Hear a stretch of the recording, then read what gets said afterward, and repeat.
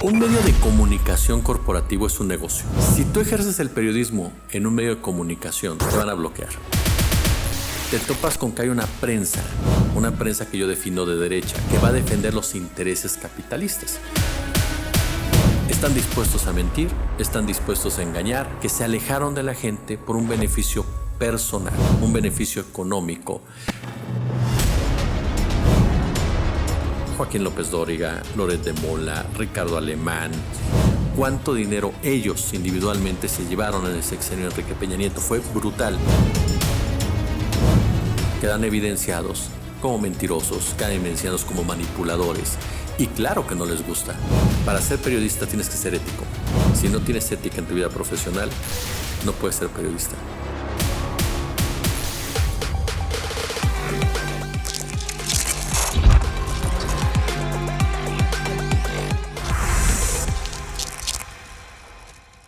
Bienvenidas y bienvenidos a un episodio más de Tendencia al Aire. Y hoy me encuentro con mi querido compañero, colega, porque así nos decimos, porque eso somos, el querido periodista Jesús Escobar Tovar, que tiene su canal de YouTube de más de 100,000 suscriptores, en TikTok está pegando fuertísimo y bueno, vamos a hablar de los temas que están en tendencia. Mi querido Jesús, muchas gracias por acompañarnos. No, hombre, para mí es un verdadero honor que me hayas invitado, de verdad, sabes lo que te admiro, lo que te respeto y sin duda alguna que es un placer estar aquí contigo. Hombre, el placer es mío, querido Jesús, y pues si te parece vamos a iniciar con los temas que están ahorita candentes en la política nacional y también internacional, porque como quiera pues nos afecta totalmente. A nuestro país. Para comenzar, Claudia Sheinbaum, que ahorita la vemos de gira con el presidente de la República, bueno, arrasó en estas elecciones de junio, dejó a la oposición moralmente derrotada más de lo que ya estaba, y ahora anda de gira con el presidente, la vemos ahí también que la buscan, le aplauden, la abrazan, igual que el presidente López Obrador. ¿Cómo has visto esta transición? Estas giras que están haciendo en conjunto la doctora Claudia Sheinbaum y el presidente López Obrador, y esta transición que se está llevando pues creo que muy pacíficamente, no se había visto, ¿no?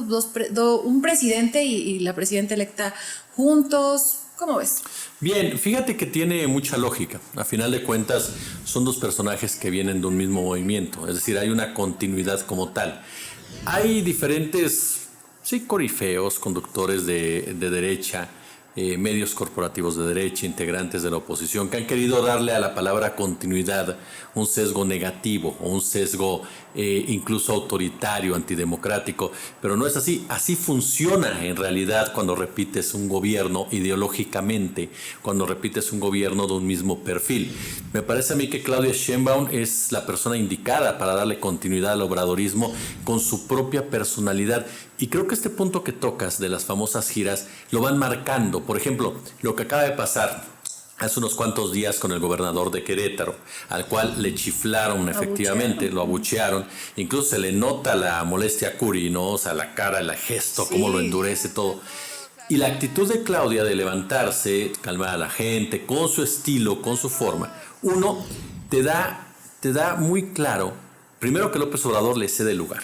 Porque López Obrador es el presidente en funciones. O sea, y le está dando su lugar, sí. Totalmente, le está permitiendo que ella sea la que ponga orden. Es decir, no porque ella necesite un permiso, sino por una cuestión de jerarquía. Porque todavía él es el presidente, insisto, que está al frente del país. Ella todavía no asume. Entonces, la lógica hubiera indicado que fuera él el que se levantara. Sin embargo, la deja ella porque es la nueva líder, es la nueva lideresa, es el nuevo rostro del movimiento y es la nueva voz cantante del mismo. Y esto te da pie también a darte cuenta incluso que es la relación entre ellos dos. Mucha gente te dice, no, López Obrador la va a intimidar, López Obrador la va a manipular, va a ser un maximato y tanto esto. Pero en realidad no, en realidad si algo ha caracterizado a López Obrador, te puede caer bien o mal. O sea, puedes pensar lo que quieras de él. Pero si algo lo ha caracterizado en realidad, es que a pesar de los exabruptos, a pesar de la crítica, a pesar de las diferencias que él puede tener con cualquiera, no es un tipo autoritario, no es un tipo que dé el manotazo a la mesa. No es el dictador que dice que tenemos. Por supuesto que no, mira. Tu servidor trabajó 25 años en medios corporativos. Me tocó ver realmente autoritarios. Me tocó ver a un Felipe Calderón y a su secretario de Gobernación, Juan Camilo Mourinho, o Francisco Ramírez Acuña, o Fernando Gómez Montt, hablando a las redacciones para pedir que tales notas no pasen. Alejandra Sota, por ejemplo, como de Comunicación Social. Me tocó ver y escuchar las indicaciones de Santiago Krill, del propio Rodolfo Elizondo, que es de Comunicación Social de Fox, pidiendo que tales notas no se manejaran, a Marta Sagún presionando a los medios de comunicación, bajando programas, la gente, el señor Marcos Castillejos de Enrique Peña Nieto, es decir, eso era autoritarismo. En este caso, no hay nada de eso. Es un presidente que no se queda callado, es un presidente que te va a responder, pero el presidente no ha pedido que nadie salga del aire. Entonces, y en este caso, es una personalidad de él, o sea, de dejarlo muy en claro de que Claudia es la nueva lideresa y que él la respalda en un momento dado. Y esa relación es muy importante, porque uno de los retos que va a tener Sheinbaum, más allá y ya de por sí de su condición de mujer, lamentablemente, pero así está este ecosistema, es que va a haber quienes después de que el gran líder se vaya, y lo defino como gran líder porque significa para ese movimiento, van a querer brincar. Los enanos van a querer brincar. Ya lo vimos con Ignacio Mier, tú recuerdas, que tomó decisiones y luego se echó para atrás. El propio Ricardo Monreal, cuando da destapes que no tendría por qué hacerlo y después se quedó callado. Así va a ser. Y Claudia va a tener que encontrar la forma, la manera de que sin afectar la unión que está buscando o unidad que ha conseguido ahorita, pueda darle salida. Entonces, yo sí creo que estas giras han sido muy importantes. Uno, para darnos cuenta la personalidad de ellos dos, la relación de ellos dos, y esa convivencia mutua que existe, que algunos quieren pintárnosla como sometimiento de una de las partes, ¿no? Y además que son totalmente distintas.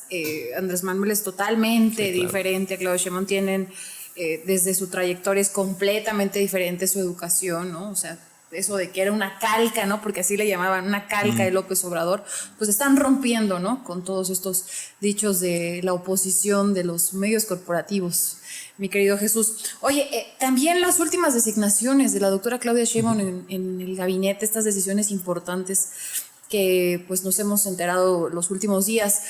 Secretaria de Gobernación, Rosa Isela Rodríguez, que bueno, va a volver a estar en el gobierno de Claudia, ahorita está en el gobierno del presidente López Obrador. Omar García Harfuch, secretario de Seguridad. Te estoy hablando de las más aquí sonadas, polémicas. Marcelo Ebrard como secretario ahora de Economía, que ahorita nos vamos al tema de lo de Trump, que ayer se puso buenísimo el debate ahí en redes sociales. ¿Qué opinas de estas designaciones? Mira, yo creo que hay, ahorita lo citaste muy bien, hay nombramientos muy polémicos. Juan Ramón de la Fuente es un personaje, él es un personaje de derecha. O sea, Juan Ramón no es un personaje de izquierda. Como egresado de la Universidad Nacional Autónoma de México te puedo decir que nunca veré bien a Juan Ramón de la Fuente, porque me tocó incluso esa época de Juan Ramón de la Fuente en la UNAM. Él es un hombre de pensamiento de derecha, no es un hombre de izquierda, no se transformó jamás a la izquierda, es un hombre formado incluso políticamente bajo los designios y conceptos de Ernesto Zedillo Ponce de León, pero es un funcionario muy eficiente, es un tipo que durante su época como embajador de nuestro país en Estados Unidos hizo muchas relaciones y muchos vínculos con la derecha norteamericana y la extrema derecha, que es la que está en juego ahorita realmente, porque allá no hay izquierda. Entonces, él tuvo una relación muy cercana con Jared Kushner, que es el yerno del señor Donald Trump, pero también con la gente, fíjate lo que es la vida, de Kamala Harris. Entonces, él es un personaje que te va a ser muy eficiente al momento de operar. Tienes a Marcelo Ebrard Casaubon, un hombre que llega a la Secretaría de Economía, mucho por el acuerdo que alcanzaron las corcholatas en la disputa interna, pero es un tipo también sumamente eficiente en lo que hace. Si hay resuelve. Si hay alguien que sabe ejercer el poder en una secretaría y ampliarlo y entender de qué se trata, es Ebrard. Ahí está la Cancillería, cómo la manejó, ahí está la Jefatura de Gobierno, ahí está la Secretaría de Seguridad Pública en la Ciudad de México. O sea, es un sujeto que te va a dar resultados porque es un tipo que se mete en lo que sabe. En otros temas no se mete. Entonces son dos muy polémicas, pero de dos personajes que aun cuando puede ser que no piensen igual que tú, si los tienes controlados de cierta manera te va a funcionar. Omar García Harfuch, mira, yo creo que para mí Omar García Harfuch no podía pertenecer a Morena por el simple hecho de los 43. Un partido de izquierda no puedes apoyar a un personaje como Omar García Harfuch, que de una u otra manera estuvo relacionado no esa noche, pero sí con lo que se construyó después. Y más que nada porque él no ha dado una explicación, pero viene otra vez la contraparte. García Harfuch fue un funcionario muy eficiente en la Ciudad de México. Ahí están los datos, ni siquiera es una opinión, ahí están los números. Y es alguien en el que Claudia cree mucho. O sea, ella confía ciegamente en Omar García Harfuch. Mario Delgado. Mario Delgado es un hombre muy polémico. Claro. Llega en medio de este debate que se armó de que si Mayer, no Mayer y demás. Y es un personaje que se pensaba en él para gobernación. Sí. Finalmente, tú lo sabes mejor que yo, en los pasillos de Palacio Nacional todo esto se mencionaba mucho a Mario Delgado. Yo sí creo que todo este asunto que se vivió en los últimos días le afectó de cierta manera y Claudia lo coloca en una posición en la Secretaría de Educación Pública, pero ella sabe perfectamente que en esa secretaría Mario no puede hacerle un gran daño. Y eso es a lo que voy. La doctora es muy inteligente. ¿Por qué? A Ebrard le pone encima, aunque digan que es honorífico, a Altagracia. Altagracia Gómez está por encima de Ebrard. Claro. Va a estar. Y las labores de Altagracia chocan con las de Ebrard. Entonces, tarde que temprano, van a tener que dirimir quién lleva el mando. Y el mando lo va a llevar Altagracia en muchas cosas. Entonces, ya lo tienes controlado, por un lado. El caso de Mario Delgado. Pones a Rosaura Ruiz en una nueva secretaría, que es la que realmente va a fungir como el garante. ¿No? Claro. Entonces, está Delgado. Ahí está, ya le cumpliste. Ya cumpliste con lo que quedaste. Pero tienes arriba a alguien más de una u otra manera que lo va a tener controlado. Para mí fueron las 4 designaciones polémicas. El resto a mí me gustó mucho. Rosa Isela Rodríguez me gustó mucho en Gobernación. Me gustó mucho que repitiera Ariadna Montiel. De verdad te lo digo, me gustó. Y me gustó en Bienestar. Me gustó también esta Raquel Buenrostro para la Secretaría de la Función Pública, porque el mensaje es de un combate duro a la corrupción, porque Buenrostro, si algo tienes, mano dura. Me gustó mucho el maestro Verdegué. ¿Por qué? Porque es un hombre que rompe con las relaciones de Monsanto en la Secretaría de Agricultura de Alfonso Romo. Me gustó mucho también la designación de Luz Helena González en Energía, por la forma como opera Luz Helena González en ese tenor. Y hay uno en particular que a mí, yo cuando lo escuché y mucha gente como que brincó un poco, ¿no? Y yo me quedé pensando y dije, perdón, creo que es uno de los nombramientos más interesantes que se pueden dar en un gobierno que se define muchas veces como el segundo piso de la cuarta transformación y que tiene que ver con mantener ahí a Rogelio Ramírez de la O. O sea, es Hacienda y es la continuidad. A mí me queda claro que es una continuidad con una personalidad propia. Para mí el gabinete tiene, por supuesto, los personajes polémicos, pero es un gabinete de Claudia Sheinbaum. Es un gabinete, que logró la unidad de todos los grupos, sin duda con Lázaro Cárdenas Botel, en un papel más, desde mi punto de vista, simbólico que de poder, como es ese puesto en otros sexenios, que lo ha tenido Córdoba Montoya, que lo ha tenido Juan Camilo Mourinho, que lo tuvo Alfonso Romo. Es decir, no cualquiera se sienta en la oficina, en la jefatura de la oficina presidencial. Yo creo que con Lázaro Cárdenas Botel es más simbólico que ejecutante. Pero lo que voy es que es la unión del obradorismo y del cardenismo que estaban separados. Entonces es un gabinete de unidad y muy al estilo Sheinbaum, meticuloso hasta la pared de enfrente, ¿no? Sí tiene su sello particular. Totalmente. ¿No? De Claudia Sheinbaum. Sí. Ahorita hablando de Lázaro Cárdenas Botel, recuerdo que fue muy polémica esta foto donde sale al lado de Felipe Calderón, ¿no? Cuando va y le declara la guerra al narcotráfico ahí en Michoacán, y que lo criticaron muchísimo, porque sí, es una de las personas que está detrás del presidente López Obrador. Y ahora también fue bastante criticado su nombramiento, porque además era un puesto que ya el presidente López Obrador como que había dejado atrás, ¿no? Ya no estaba como tal ese puesto, pero bueno, vamos a ver, ¿no? Ahora que lo presentó la doctora Claudia Sheinbaum, creo que le dio su lugar, muy bien. Me dio risa cuando le preguntan qué opina su papá, ¿no? Que muy inteligentes los dos, así como de, ay, bueno, ya estamos bastante mayorcitos ambos, ¿no? Ay, perdón. Por el apellido, ¿no? Que pesa por lo que significa, bien dices, el cardenismo, ¿no? Pero bueno, pues vamos a ver qué tal funciona este gabinete, que sin duda pues ha dado mucho de qué hablar, pero me parecen excelentes los perfiles. Mario Delgado sí, la verdad no. Porque además es una secretaría, creo yo, importante. Muchos decían, es que a lo mejor lo bajó, ¿no? De nivel, o como para tenerlo ahí. Pero yo digo, en otro lugar, como en la Secretaría de Educación Pública, cuando... Bueno, pues el futuro de México son los niños, las niñas. Claro. ¿No? ¿Tú qué piensas? Mira, yo sí creo que Delgado, efectivamente. Mario Delgado es un tipo que no puedes considerarlo capaz para la educación pública. Aunque haya estado al frente de la Secretaría de la Ciudad de México, eso es diferente. ¿Por qué? Porque siempre ha estado en esa función. Cuando estuvo en la Ciudad de México también fue así, pero no le salió, buscando ser jefe de gobierno. En realidad él, las políticas educativas como tales, las delegaba a su equipo en la Secretaría de la Educación de la Ciudad de México. Mario Delgado es un tipo que te sabe de estructura, que te sabe de política, que te sabe de lineamientos, que te sabe de jerarquización. Pero ya de una estrategia educativa como tal, no lo tiene. O sea, no es un tipo capaz para eso. No tiene la experiencia, aunque haya manejado prepa sí, no tiene eso. Yo lo que creo es que al estar ahí Rosaura Ruiz, le pusieron un dique y creo que por ahí va a venir realmente la definición incluso de la política educativa del país y van a dejar a Delgado, ojo, más, yo los invito a comer si quieren. 2 años y se acabó. O sea, yo no creo que Delgado dure más de 2 años. También he escuchado eso, fíjate. No, o sea, yo que creo no que va nada a más durar más tiempo. No, porque él quiere ser algo más. Y él sabe muy bien que en educación y con los frenos que le están poniendo, difícilmente lo va a lograr. Entonces yo sí veo a Mario Delgado 2 años después tomando una determinación, o la van a tomar por él, de retirarse del gabinete, ¿no? Sí, de hecho se le veía medio incómodo, no sé cómo tú lo viste. Sí, protagónico hasta el cansancio. Bueno, eso sí, ¿no? Pero al final como incómodo porque la gente se le fue en redes sociales, ¿no? Bueno, pues vamos a pasar a otro tema, mi querido Jesús, de política internacional. Oye, esto que está sucediendo en Estados Unidos también histórico. Trump contra Biden, vimos los debates, lo vimos muy mal a un Joe Biden que tiene una evidente enfermedad, pues no sé, mental, y es un señor ya grande. Sí.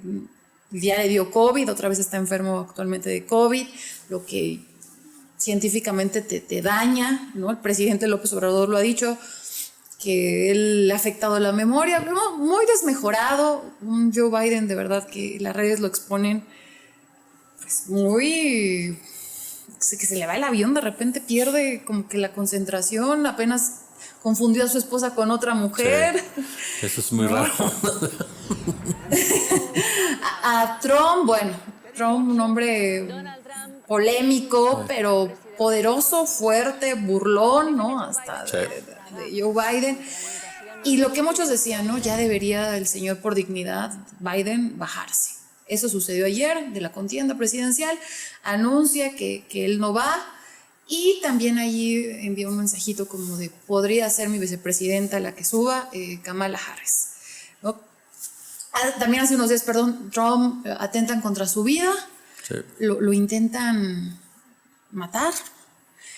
Gracias a Dios no pasó porque es un personaje polémico, pero a nadie se le desea la muerte, ¿no? ¿Cómo es todo este contexto, mi querido Jesús, allá en Estados Unidos? ¿Y a qué reto se va a enfrentar Claudia Sheinbaum con la llegada posiblemente de Trump, pero también ahorita, pues muchos dicen, si sube Kamala Harris o si sube incluso Michelle Obama, podrían darle batalla a Trump y en una de esas hasta le gana una de estas dos mujeres a Donald Trump. Entonces, imagínate. Mira, yo creo que si esto hubiera pasado en otro país, Estados Unidos ya hubiera querido intervenir. Es decir, sí, imagínate, atentan contra un candidato presidencial. O sea, dimensionemos eso, atentado contra un candidato presidencial. Declina el candidato demócrata por problemas de salud, pero resulta que no deja la presidencia del país. Es decir, no está capacitado para ser candidato, pero para seguir en la presidencia de la República sí.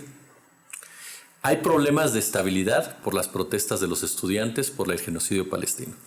Hay diferencias en las Fuerzas Armadas norteamericanas. Es decir, si todos estos cuestionamientos fueran en el país que ustedes me digan, Estados Unidos, yo hubiera dicho que la democracia está en peligro. En Estados Unidos no hay democracia. Estados Unidos es una plutocracia en realidad. ¿Quiénes definen al presidente de la República o al presidente que se sienta en la Casa Blanca? En realidad no son los votantes, como mucha gente podría pensar. Es el dinero y los medios de comunicación.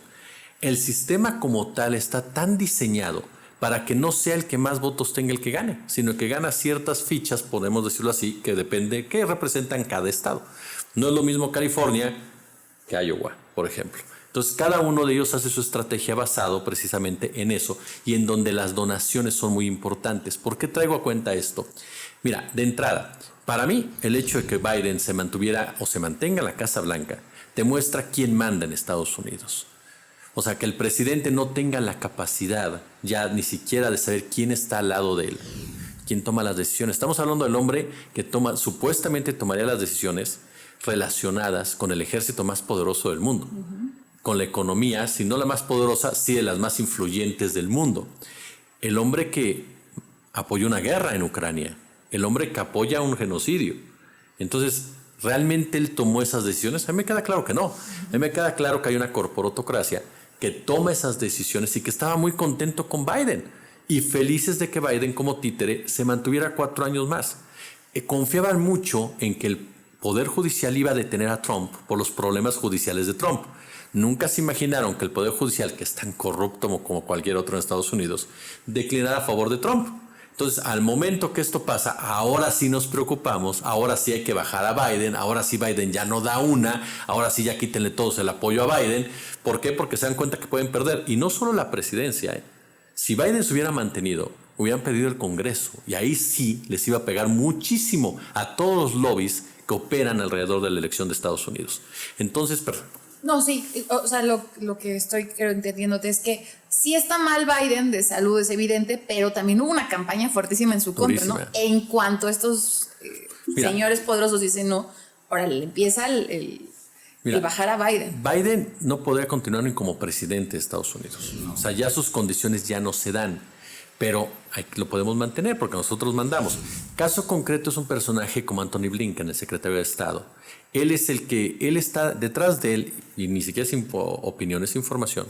Hay lobbies sionistas, hay lobbies que están a favor de muchas cuestiones de lo que pasa en Medio Oriente y tienen a Anthony Blinken como su principal responsable en el gobierno norteamericano. Está la presión, por supuesto, de BlackRock, está la presión de Vanguard, quienes toman decisiones económicas sin dejar de lado lo que pasa con el ejército de la Unión Americana. Tú recordarás que cuando termina el primer periodo de gobierno de Trump, se filtra una conversación entre el presidente de China y el jefe del Comando Norte de Estados Unidos en la época de Trump. El presidente de China le dice, yo estaba muy preocupado porque Trump lanzara una bomba. Y el otro le contesta, no te preocupes, jamás hubiéramos permitido que lo hiciera.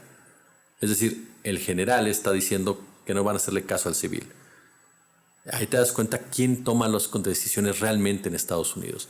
Eso nos lleva entonces a pensar, ¿por qué Kamala Harris? Bueno, Kamala Harris de entrada, porque es la única que puede hacer uso de los donativos millonarios que se le han dado a Joe Biden. Si se baja Kamala Harris y entra otro, no pueden usar ese dinero. Tendrían que hacer todo un vericueto legal que parecería de verdad que si lo hicieran en otro país, Estados Unidos se metería. Entonces tiene que ir Kamala Harris. Claro, se tienen que poner de acuerdo las facciones. Como en todos los partidos hay facciones. Y en el caso demócrata es la de Obama y la de los Clinton. Ya los Clinton dijeron vamos con Kamala. Los Obama están esperando si Michelle quiere o no quiere. Esa es la verdad de las cosas. Yo veo muy difícil que Michelle Obama acepte. Ella está fuera de cualquier escenario. Sería la única en este momento que le ganaría a Trump si en este momento fueran las elecciones. Michelle Obama. Pero da un punto muy particular. En Estados Unidos, así como hay un trumpismo muy fuerte, porque existe, hay un antitrumpismo también, que ya lo derrotó hace 4 años. No fue Biden únicamente, o sea, no fue la presencia de Biden o que Biden fuera un gran candidato, porque si recuerdas, Biden como candidato dejó mucho que desear. Entonces, pero ese antitrumpismo, esa animaversión a la figura de Donald Trump, llevó a mucha gente a salir a votar, que siempre se ha dicho, si en Estados Unidos salen a votar, ganan los demócratas. Entonces, la gente sale a votar anti-Trump, no pro-Biden. Entonces hay un grupo que es anti-Trump hoy por hoy que está esperando una candidata o candidato más fuerte para poderlo apoyar. Particularmente te hablo de la élite norteamericana que está dispuesta a meter todavía mucho dinero para evitar que Trump gane. De ahí se deriva todo lo que se ha especulado en torno al atentado en su contra. ¿Quién lo quiere fuera, Biden? A Trump. ¿Quién? ¿Quién se atrevería a disparar en contra de él? No podemos tragarnos el cuento del tirador solitario. En Estados Unidos todo siempre es un tirador solitario. No es aquí. O sea, no es posible que una persona de esas características pueda disparar en contra de un candidato si no hay algo más. Y en Estados Unidos quien define quién llega es el dinero. Entonces, a una élite económica no quieren a Trump. Y no porque Trump sea progresista, revolucionario ni nada. Trump representa a otra élite que fue desplazada hace unos años por la élite actual. Esa élite de Trump que efectivamente no genera guerras en Medio Oriente, pero sí genera golpes de Estado en América Latina, como ocurrió en Bolivia y lo intentaron hacer en Venezuela, porque para ellos hay que saquear los recursos de América Latina. En cambio, la otra considera que hay que sacar los recursos del otro lado del mundo.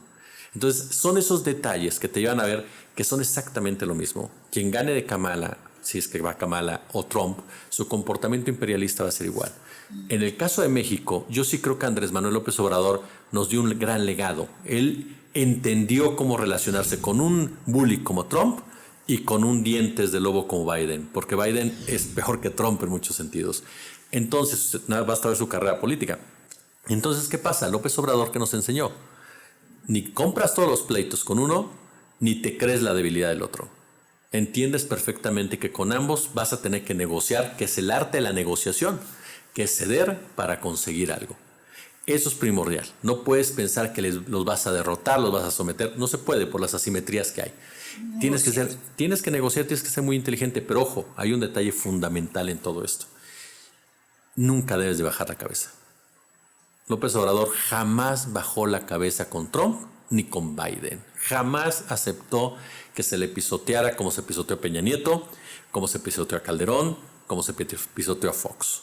Jamás lo permitió. Y el respeto es tal que Trump en pleno meeting le dice, el presidente de México es un buen tipo, el presidente de México, casi me cae bien, ¿no? O sea, se dan bien. Kamala Harris, cuando lo vio, le gritó amigo a López Obrador. Claro, Joe Biden, ¿no? Joe Biden cuando vino para acá, o sea, hay un respeto a la figura de López Obrador. Entonces, yo sí creo que Claudia Sheinbaum va a depender mucho de ella, del equipo que conformó, que es un equipo conformado para tratar con Estados Unidos, el éxito de las relaciones. Yo sí creo que va a ser una temporada difícil, complicada, por el tema China, por el nearshoring, por muchas cosas, pero sí confío en que tengan la capacidad suficiente para poderse mover. Lo que pasó el fin de semana en donde Ebrard y Sheinbaum dicen vamos a negociar de tú a tú, me parece que fue una respuesta perfecta a las bravuconadas de Trump en ese sentido, pero también al estilo demócrata de no bravuconear, pero de estarte moviendo por detrás, ¿no? Oye, querido Jesús, bueno, tú has trabajado en medios corporativos, ahora has estado haciendo periodismo independiente y también muy de redes sociales. Te hemos visto con Manuel Pedrero, ahí tienes una colaboración 1 o 2 veces a la semana, una vez a la semana. A fuerzas estoy una vez. Me los cuelo una vez a la semana. Ya si me invitan otra vez, pues voy más veces, claro que sí. Tienes tu canal de YouTube, te hemos visto en TikTok, pero bueno, trabajaste en medios de esos a los que le llamamos corporativos. Tú desde adentro, ¿cómo calificarías el trabajo de estos medios en el sexenio de López Obrador? Ya estamos a 2 meses y medio. Veía un TikTok tuyo por la mañana donde haces una crítica de cómo han perdido credibilidad porque se han alejado de la gente, del pueblo, y la gente no es tonta, se da cuenta que mintieron, que sirven a otros intereses, muchos de estos medios corporativos, pero ¿tú qué nos puedes decir? Tú que has estado ahí y que ahora también estás de este lado de las redes sociales, donde la gente te sigue y te ve porque te cree, ¿no? Porque le gustan tus análisis, gracias, porque le das confianza. ¿Cómo has visto todo este proceso? Mira, efectivamente yo pasé 25 años en una misma empresa, una empresa que te lo digo abiertamente, amo y la voy a amar toda mi vida, pero efectivamente aprendes cómo son las cosas. ¿Qué pasa? Un medio de comunicación corporativo es un negocio. Hay que partir de ahí. Es un negocio para el cual ejercer el periodismo es imposible. Si tú ejerces el periodismo en un medio de comunicación, te van a bloquear. Y te van a bloquear por una razón. El periodismo es colectivo, es de izquierda, es social, es ético. Si yo voy y cuestiono a un refresco de cola, si yo voy y cuestiono a una marca lechera, si yo voy y cuestiono un cereal por los problemas alimenticios que generan, en el medio corporativo se van a poner los pelos de punta. Si yo voy y cuestiono a Bonafont porque le está quitando el agua a los indígenas, a las poblaciones de Puebla, en el medio se van a brincar. ¿Por qué? Tiene lógica, porque son sus patrocinadores. Entonces estás pateando literalmente el pesebre. El periodismo como tal, ese periodismo de izquierda, no se puede ejercer en un medio de comunicación corporativo. Ya, de plan. Es imposible. Necesitarías a empresarios, como te lo digo abiertamente, como Juan Aguirre, que estaban igual de locos que tu servidor, ¿no? Y que deciden hacer ciertas cosas, ahí cuando estábamos en la octava, que iban en contra de toda lógica y razonamiento. Que hasta Vicente y estuvimos. Pero bueno, fue así como que, fíjate, yo cuando yo estaba en Constituyentes, ya cuando ustedes estaban, cuando yo me mudo a la octava en artículo, ya no me tocó a ustedes. Sí, porque yo no recuerdo verte ahí en artículos. Yo estaba en Constituyentes, hacía puro radio. Después Julio Astillero me muda a la octava en la mañana a un programa que estaba Pancho Parra, que se llamaba Maña News, y es cuando yo ya me voy para artículo, pero ya no estaba Vicente, no estaba Vicente. No, eso es lo que me acuerdo. Pero eso me consta, o sea, de que Juan Aguirre, digo, a pesar de todo, abrió espacios, o sea, se atrevió a abrirnos espacio a nosotros, bueno, a Vicente, que yo formaba parte de su equipo, pero al final era Vicente un youtuber, ¿no? Entonces, ¿cuándo se iba a ver eso en un medio corporativo? Sí. ¿No? Y él se atrevió. Porque son nuevas generaciones, pero la mayoría de los dueños de medios son gente ya de edad. Y esa gente no le gusta cambiar las cosas. Entonces, partiendo de ahí, te topas con que hay una prensa capitalista, una prensa que yo defino de derecha, que va a defender los intereses capitalistas. Esos intereses capitalistas son los intereses de la derecha. Y por lo tanto van a hacer todo lo que esté en sus manos para impedir que haya gobiernos progresistas o que avancen políticas progresistas, porque atentan directamente contra sus patrones. Están dispuestos a mentir, están dispuestos a engañar, están dispuestos a alterar y no son cercanos a la gente. Son gente, profesionistas que se alejaron de la gente por un beneficio personal, un beneficio económico.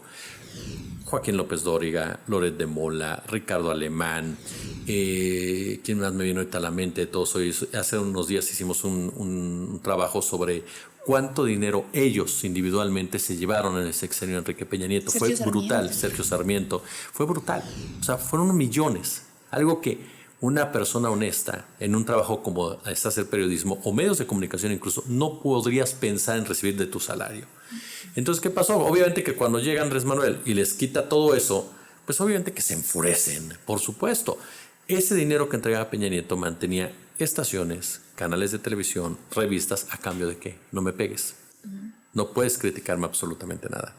Entonces, ¿qué pasó cuando Andrés Manuel llega y les dice, se acabó? Todos se vuelcan. Se vuelcan, los medios se enojan porque era mucho dinero el que tenían enfrente y comienzan a querer aplicar los periodicazos. Esos periodicazos los ves que los para López Obrador con la mañanera. Si revisamos las críticas de todos estos comunicadores, incluyendo a la maestra Denise Dresser, a la mañanera, te vas a topar con que es una furia hacia la mañanera y no nada más porque no les gusta estar 2 horas viéndola, sino por el hecho de lo que significó la mañanera y representó la mañanera. Se les acabaron los periodicazos y aparte la gente dijo, ¿sabes qué? Quiero la película completa. Ya no solamente basta lo que me digas tú, quiero ver qué dice aquel y con base en eso yo decido lo que crea. Si a esto le agregamos que Andrés Manuel López Obrador visibilizó a todos esos comunicadores corruptos, rapaces y abusivos, entonces obviamente que hay una animaversión de parte de todos ellos en contra de su figura. Pero lo único que hizo López Obrador fue poner sobre la mesa lo que ya se sabía en los corrillos del periodismo, que hay comunicadores que son corruptos y que nunca han querido ni les interesa lo que la gente quiera, piensa o razone o que demande, y que durante muchos años en los medios corporativos funcionaba muy sencillo. Hay un problema real, agarro otra nota, la hago crecer y esta nota la tapo, que es el problema. Entonces todos nos vamos con esta nota y esta no aparece. O aparece ahí, pequeñita, en un periódico alejado, sin bronca, en una pequeña estación de radio y se acabó. No tiene la misma trascendencia. Entonces, esa era la técnica que utilizaban. Claro, cambian las cosas, llegan las redes sociales, llega gente talentosa como tú, voces como tú, que ponen las cosas otra vez de manifiesto, que se atreven a decir otro tipo de cosas, que se atreven a ponerlas sobre la mesa y decir, a ver, aquí está pasando esto, no está pasando nada más esto. Quedan evidenciados como mentirosos, quedan evidenciados como manipuladores. Y claro que no les gusta. Por eso aparece Denise Dresser diciendo que las nuevas voces son serviles, que los moneros del bienestar, que la lingüista del bienestar, y empieza a atizarla a todo el mundo que pudo, que por cierto le pega a todos los que le ganaron en los debates, que es lo más particular, ¿no? Pero ese es el punto con ellos. Se alejaron de la gente abandonaron a la gente. Y para mí el acto más bochornoso que cometieron en realidad, hubo muchos, pero el acto más bochornoso lo cometieron con Calderón, cuando aceptaron quedarse callados. Pacto, o sea, fue brutal. ¿Por qué? Porque la guerra de Calderón fue contra la gente, no fue contra el narco, fue para criminalizar la pobreza. Y decidieron hacerle oídos sordos a los llamamientos de la gente, a los pedidos de auxilio de las poblaciones que estaban en medio de fuegos cruzados, y decidieron no escucharlos. Perdón, tú no puedes pensar que eres una... Yo tengo una definición. Para ser periodista tienes que ser ético, por lo menos en tu vida profesional. Si no tienes ética en tu vida profesional, no puedes ser periodista. Entonces, estas personas dejaron a la gente, ahí se va. Se olvidaron de las mayorías. Ahora le toca a las mayorías decir, no te creo. Y eso es lo más trágico, respondiendo a tu pregunta sin tanto rollo. Eso es lo más trágico. Que hayas lanzado una campaña millonaria de narcopresidente, narcocandidata, todos los días. Hayas lanzado críticas todos los días, reportajes carísimos, todo, porque se gastaron millones en hacer esos reportajes. Tú lo sabes mejor que yo, tú que eres reportera. ¿Cuánto dinero necesitas para hacer ciertos reportajes de investigación? Y ellos tenían cartera abierta, y que al final no haya servido para nada porque nadie te cree. O sea, eso es brutal para ellos, en su ego, en su trascendencia, como personajes de la prensa de derecha. Entonces, ese es el ecosistema que priva actualmente, y que qué bueno que está cambiando. Y que yo no me atrevería a decirte es responsabilidad o del propio Andrés Manuel. Yo creo que es un todo el que se fue dando. Sí, fue una revolución de conciencia. Exactamente. Y que para mí ese es el gran legado de Andrés Manuel. Ahí sí. Ahí sí. López Obrador derrota en la narrativa del neoliberalismo. En una batalla al neoliberalismo. Falta mucho, claro, pero lo derrota. Visibiliza la meritocracia, el aspiracionismo, el racismo, el clasismo, que era muy bien aceptado, incluso en los medios de comunicación, y los pone ahí. Ya resulta que ya no eres don Ricardo, ya eres un deudor de impuestos, ¿no? Entonces ya cambió, y es una victoria importantísima en ese sentido, ¿no? ¿Qué le espera a estos medios corporativos ahora con Claudia Sheinbaum? ¿Será no buscar que se alineen? Porque si bien no es alinearse o es ya aplaudir todo, pero ¿crees que hagan una autocrítica o sigan en su soberbia y en lugar de decir, bueno, si estamos haciendo las cosas mal, vamos a volver a hacer que la gente nos crea, como la oposición políticamente hablando, ¿no? También siguen en su soberbia, ¿no? Pero los medios, ¿qué le espera a estos medios estos próximos 6 años? Fíjate que hace unos días, recuerdas que se presentó estos números sobre el descrédito de los medios. Ahorita comentabas en la pregunta anterior. Y antes hubo otro dato que hablaba de los medios más desprestigiados, que era Televisa, TV Azteca y Latinos. Eran los 3 medios más desprestigiados. Sinceramente yo pensé que TV Azteca iba a estar más arriba, pero ahí estaba empatada con Latinos. Y yo me quedé pensando eso que acabas de mencionar. ¿Qué viene? ¿Qué va a pasar? ¿Qué tendrían que ellos? hacer? Sí. Yo no creo que vayan a hacer nada. ¿Y sabes por qué? Porque para ellos no es una prioridad. Ellos es el negocio. Ellos tienen otra forma de llegarse a recursos y mantenerse ahí. Tal vez por el lado de pensar de que si quiero seguir influyendo, sobre todo para dar periodicazos a gobernadores, extorsionar a alcaldes y todo eso, pues necesito cierta credibilidad de mis conductores. Pero para eso quitas a los que estén quemados y pones a otro grupo. Esa es la verdad. Yo no creo que vaya a cambiar mucho. ¿Por qué? Porque para mí esos medios corporativos son enemigos de lo que representa el obradorismo. Es decir, aunque no está Andrés Manuel, Claudia representa lo mismo, serán enemigos de Claudia. ¿Por qué? Porque a final de cuentas son medios capitalistas, son medios que buscan mantener un status quo, son medios que buscan regresar a lo que había. Y en ese sentido, Claudia representa un riesgo aún mayor, déjame decirte, que Andrés Manuel, porque Andrés Manuel puso un piso, Claudia va más arriba. Y muchas de las decisiones que ha tomado Claudia o las ideas que ha dejado Claudia en claro van a chocar directamente con Salinas Pliego, con Azcárraga, con Olegario, con Azcárraga de Fórmula, con todos estos grupos. Por supuesto que va a chocar. Entonces, yo lo que espero es una mayor intensidad de críticas, decisiones y acciones que busquen generar una inestabilidad, sobre todo cuando comete errores, hacerlos más grandes y tratar de aprovecharse que Claudia no tiene, porque eso sí, no tiene ese carisma y esa capacidad de Andrés Manuel López Obrador para que incluso las contradicciones terminen a su favor. Entonces, no la tiene. Y va a tener Claudia que encontrar la manera en combatir esos medios y esas campañas que va a haber en su contra. Porque, insisto, esos medios son enemigos de lo que significa este movimiento. No es solamente una persona. Si fuera una persona te diría, se acabó, empezamos de nuevo. No, ellos van a ir sobre Sheinbaum si Sheinbaum se mete con ellos. Y seguramente Sheinbaum va a tomar decisiones que no les van a gustar. El caso concreto, los impuestos de Salinas Pliego. O sea, se los van a cobrar porque los va a terminar pagando. Y él lo sabe.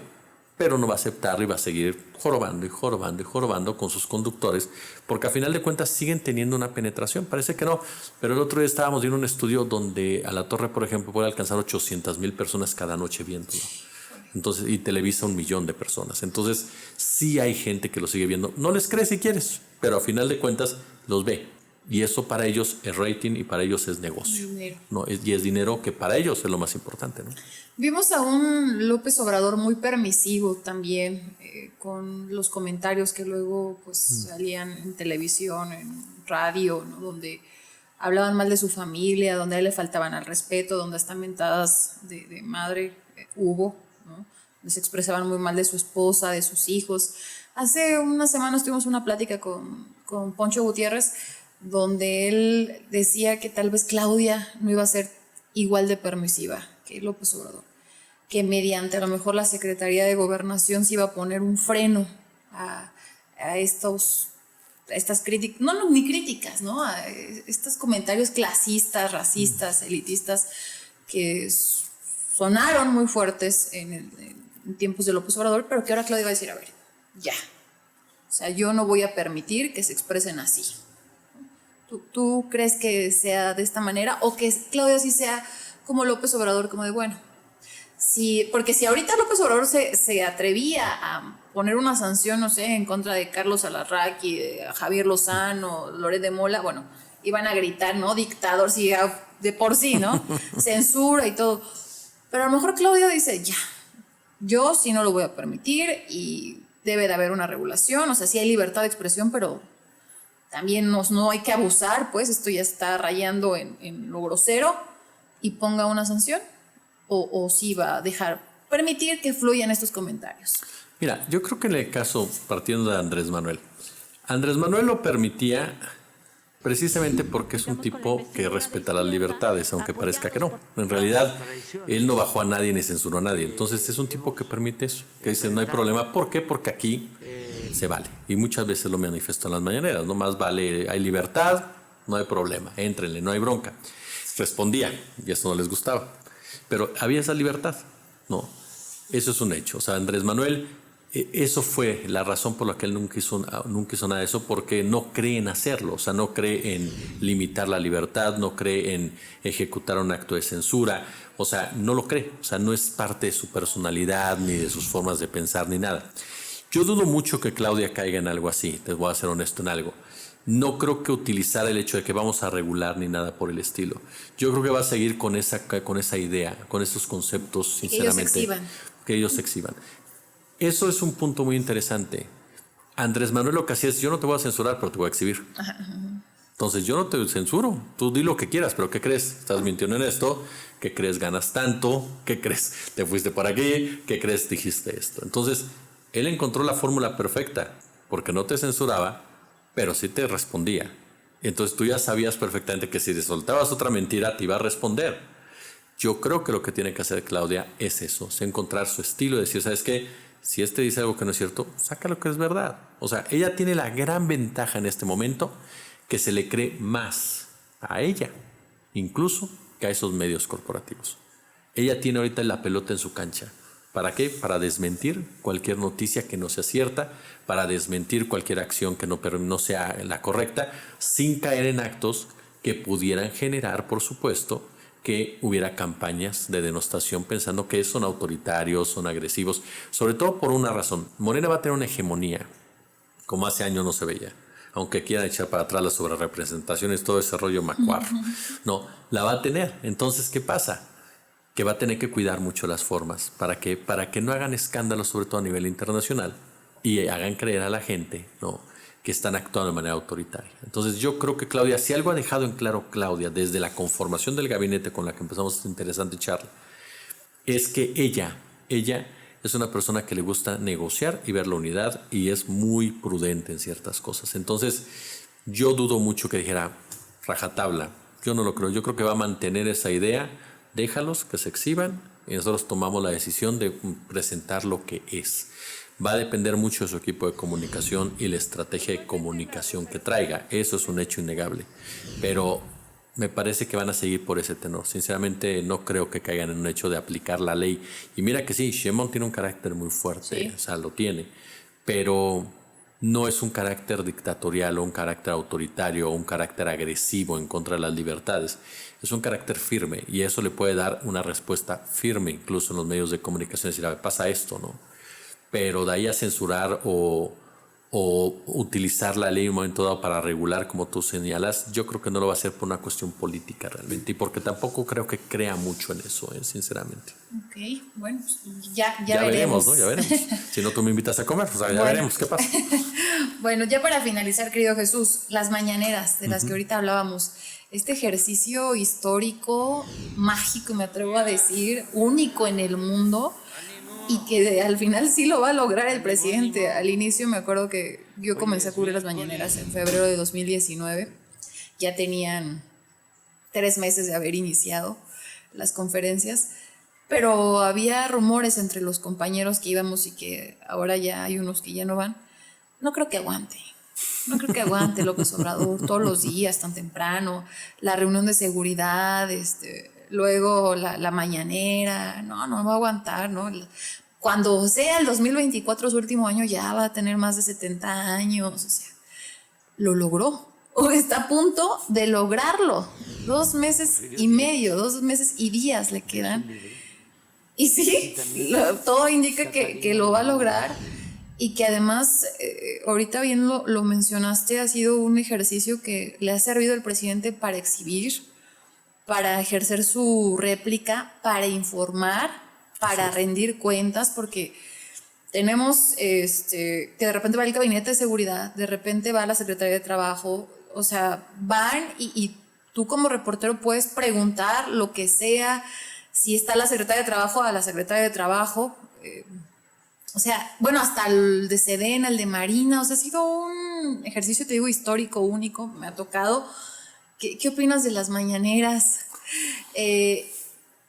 Yo quiero que continúen, yo creo que le van a ayudar muchísimo a Sheinbaum, ya le puso el ejemplo López Obrador, pero es algo que todavía está como que en duda, ¿no? Si Sheinbaum continúa las mañaneras, si van a ser diario o no. ¿Cómo ves todo este ejercicio histórico? Mira, yo creo de entrada yo creo que para mí las mañaneras fueron parte fundamental en la estrategia de seguridad de Andrés Manuel López Obrador. De seguridad. De información, perdóname. De información. ¿Por qué razón? Porque él sabía lo que se enfrentaba. Él sabía que iba a tener a los medios de comunicación en contra. Sabía que necesitaba, ¿no?, un espacio donde él pudiera dar su opinión sin que estuviera sesgada, que pudiera reaccionar, por supuesto, a la información o desinformación que se iba a presentar y que pudiera tener ese contacto directo con la ciudadanía. Sabía que desde el momento en que eliminó tanto dinero en el gasto a publicidad oficial, iba a tener precisamente una réplica nada positiva. Y sabía porque durante muchos años fue víctima de esas campañas de desprestigio por parte de los grandes medios de comunicación que sí permearon en la población. En el 2006, esas campañas negras fueron fundamentales para apretar el resultado. Hubo un fraude, pero ayudaron a cerrar tanto el resultado que permitió ese fraude. 2012, Andrés Manuel surge desde el tercer lugar. López Obrador iba en tercer lugar. Rebasa a Josefina Vázquez Mota y aún así las campañas eran tan duras por el tema de reforma, el tema del 2006, de las protestas, que de una u otra manera lo limitaron. Él sabía que necesitaba un espacio para ello y ya lo había hecho en la Ciudad de México. Había logrado en la Ciudad de México crear ese espacio que además le permitió fijar agenda, al igual que a nivel federal. Este país durante 6 años se debatía lo que se decía en la mañanera. La oposición fue reactiva, jamás pudo tener el control de esa agenda informativa. Ni los medios en sí la teníamos. Reaccionábamos a lo que se estaba discutiendo en la mañanera. Entonces se quedó con el control narrativo, se quedó con el control de la agenda y eso es fundamental para el manejo y un gobierno de un país. ¿Hubo excesos a la mañanera? Sí. ¿Hubo errores? También. Eso es cierto. Yo siempre he pensado, Andrés Manuel no es un político perfecto, no. Cometió errores, sí. Deja legados importantes y pendientes, como el caso de Ayotzinapa, sin duda. Pero es mejor presidente de lo que han sido muchos otros. ¿Cómo cuáles errores? Dos, Mira, a ver, de por las ejemplo, mañaneras. Si de las quieres. mañaneras. Yo creo que más que del error como tal, yo creo que el caso, por ejemplo, concreto de Julio Astillero. Creo que la forma como se abordó el tema de Julio fue un error por parte de la dependencia y que a final de cuentas no solucionaron. Julio debatió y exhibió a la secretaria de Medio Ambiente. No, ese es uno de ellos. Me parece que ahí demostramos que en ese momento en la mañanera se dijo información que no fue verificada y lo dijo una secretaria de Estado. Entonces, ese tipo de detalles creo que son los que en un momento dado se cayó en un exabrupto. E incluso el propio Andrés Manuel de repente cuando metía en la misma canasta a Ernesto Ledesma o Julio Astillero o alguno con Loret de Mola. No, creo que esos fueron los exabruptos a los que yo me refiero. No, y creo que esos fueron sus errores que se cometieron en la mañanera, que también tiene cierta lógica. Estás hablando diario 2 horas. Alguna vez vas a cometer errores, o sea, 2 horas diarias, no. Yo creo que por ahí sería. Pero insisto, Andrés Manuel fue el mejor presidente que hemos tenido desde Lázaro Cárdenas. Y te lo digo abiertamente, para mí, y ahí sí entra un terreno ya no profesional, personal. Sinceramente, Andrés Manuel tiene un nombre ya en la historia en materia política y es totalmente positivo. ¿Por qué razón? Porque además de estos pendientes que deja, como te reitero, Ayotzinapa, tiene otras cuestiones muy positivas.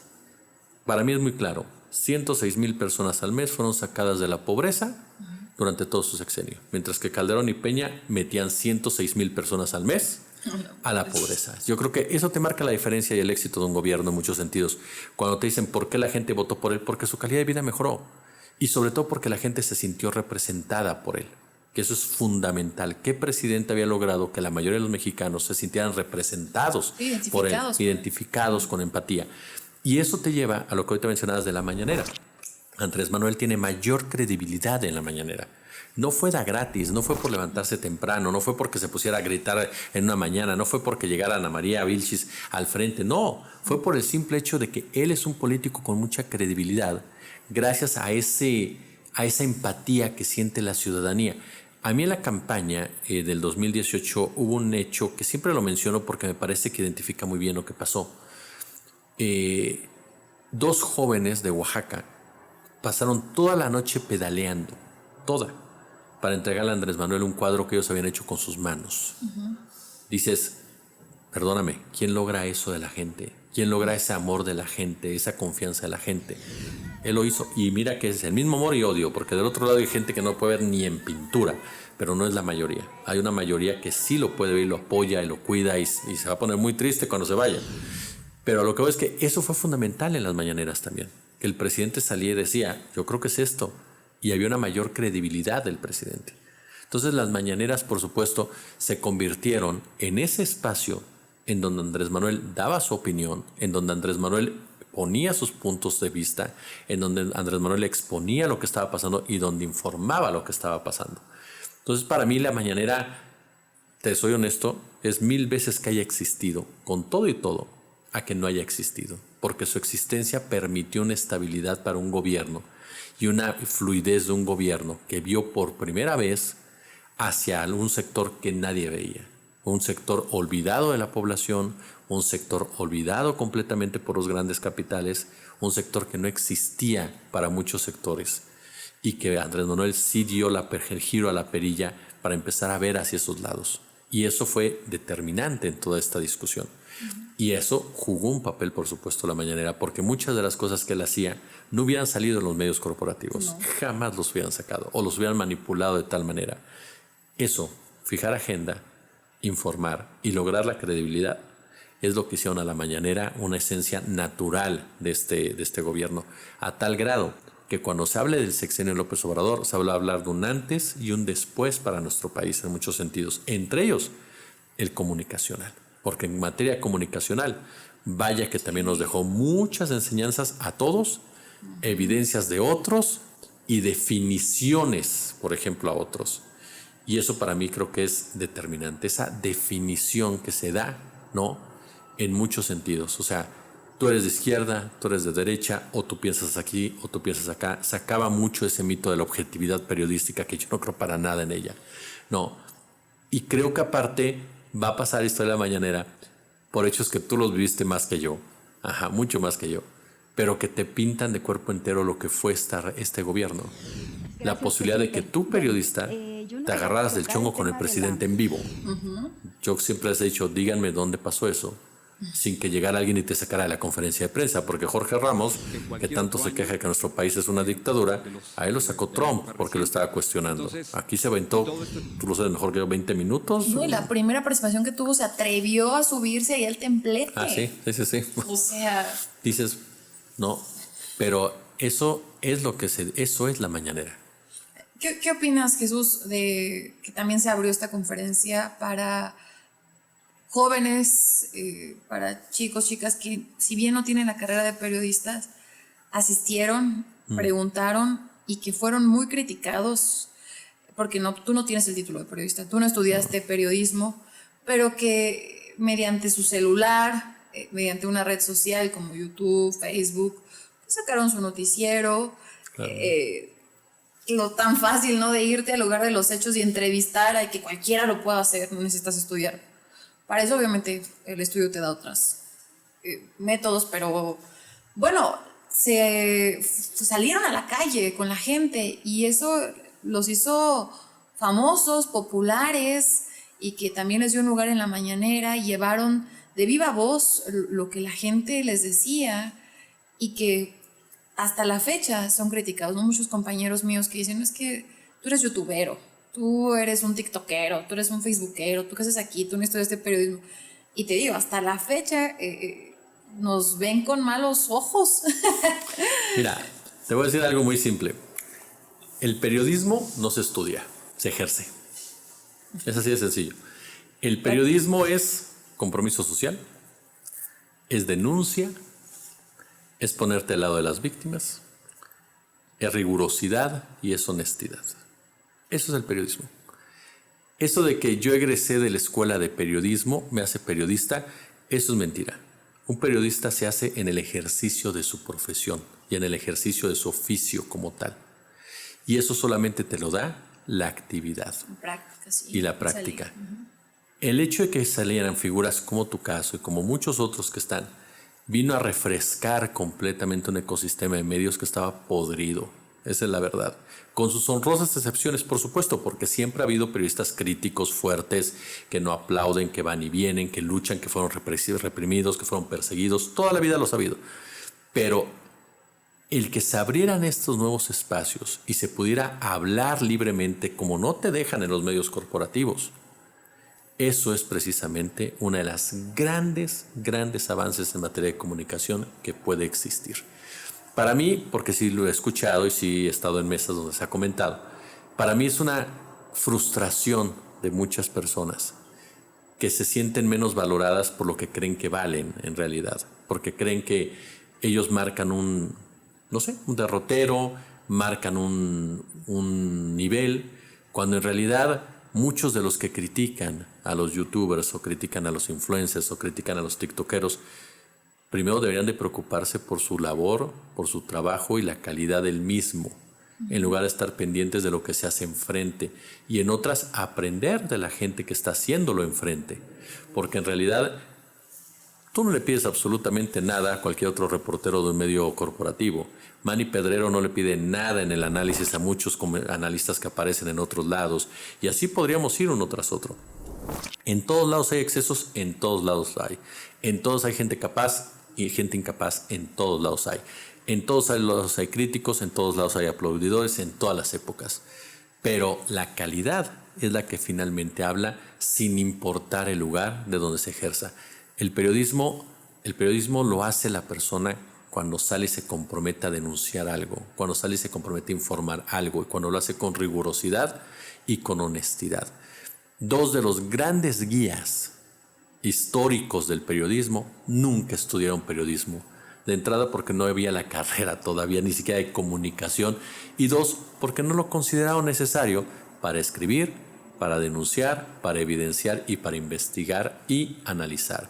Vicente Leñero y Julio Scherer. Entonces, a partir de ahí, y si nos vamos a los medios electrónicos, el hombre que marcó el antes y el después en la radio en México, que hoy todavía los noticieros de radio siguen con ese formato, tampoco era comunicólogo, que era José Gutiérrez Vivó. Si te vas al área de deportes, el antes y después del deporte, del periodismo deportivo, es egresado de Filosofía y Letras, que es José Ramón Fernández. Entonces, en realidad, yo creo que ese es te soy muy honesto, creo que es más pues una especie de patada de ahogado de una generación más vieja que no logra entender lo que está pasando a su alrededor y trata de justificarlo denostando lo que no entienden y lo que no pueden competir. Bueno, qué sabroso se puso esta plática, Jesús. Lástima que te digo que nuestros podcasts tenemos el tiempo contado, pero ojalá te podamos tener más seguido por aquí. Cuando tú me invites, yo vengo. Antes de despedirnos de nuestra querida audiencia a la que nos debemos, vamos a continuar viéndote en esta administración de Claudia Sheinbaum. ¿Tienes proyectos nuevos que quisieras compartir? ¿Dónde te podemos seguir, ver, escuchar? Mira, sí, por supuesto vamos a seguir ahí presentes, ¿no? Vamos a seguir en nuestro canal de YouTube, que es donde nos estamos metiendo fuerte. Comprometidos, como tú acá lo acabas de decir, con la audiencia, porque a final de cuentas uno vive de la audiencia. Sí. Yo no soy muy de aceptar ciertos, muy válido, no es criticable ni mucho menos, patrocinios que ya se te acercan, cuando empiezas a tener ciertos números de seguidores, ciertas vistas se te van acercando. Yo no lo acepto, te soy honesto. ¿Por qué? Porque no quiero nada que pueda comprometer lo que yo quiero decir. En alguna ocasión una amiga me decía,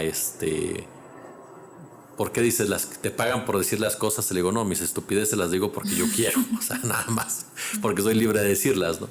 Entonces vivimos de esa audiencia que a la vez el compromiso que tienes con ella es una honestidad intelectual y una rigurosidad en lo que estás diciendo. Entonces vamos a seguirle pedaleando principalmente en YouTube, en TikTok, donde estamos muy contentos, la verdad. Yo estoy viviendo una etapa profesional muy hermosa, esa es la verdad de las cosas, en donde tú eres el que define muchas cosas y en donde tú eres el que dice que digo, que no digo y cómo lo digo. Eres tu director, es lo maravilloso, todo, ¿verdad? De las redes sociales. Sí. Entonces yo estoy muy contento en eso y esos son mis proyectos por el momento. Mi canal de YouTube, fortalecerlo, que siga creciendo, ¿no? Mi canal de TikTok, que siga mejorando completamente y consolidarnos profesionalmente. ¿Por qué? Porque en esto nunca se acaba de aprender. O sea, en esto todos los días aprendes, todos los días vas creciendo, todos los días vas entendiendo de qué se trata y todos los días vas equivocándote. También. Entonces tienes que ir aprendiendo de todo eso para seguir adelante. Entonces por ahí estamos y pues me encuentran en mi canal que se llama como su servidor, Jesús Escobar Tobar, y también en TikTok igual, Jesús Escobar Tobar. Ahí nos encuentran todos los días, 11 de la mañana en vivo, 8:30, 21:30 en análisis, a las 3 de la tarde con 10 minutos también de análisis, porque luego dicen que hablo mucho, ya te diste cuenta que sí. Y bueno, en TikTok todas las noches subimos un comentario. Perfecto, querido Jesús. Pues te agradezco nuevamente, por favor, que hayas estado aquí en Tendencia al Aire, en este podcast. Honrado completamente. Y pues nos vemos en la próxima, ¿no? Ya estás peinado atrás. Gracias a todas y a todos por vernos. Esto fue un episodio más de Tendencia al Aire. Nos vemos. Bye, bye.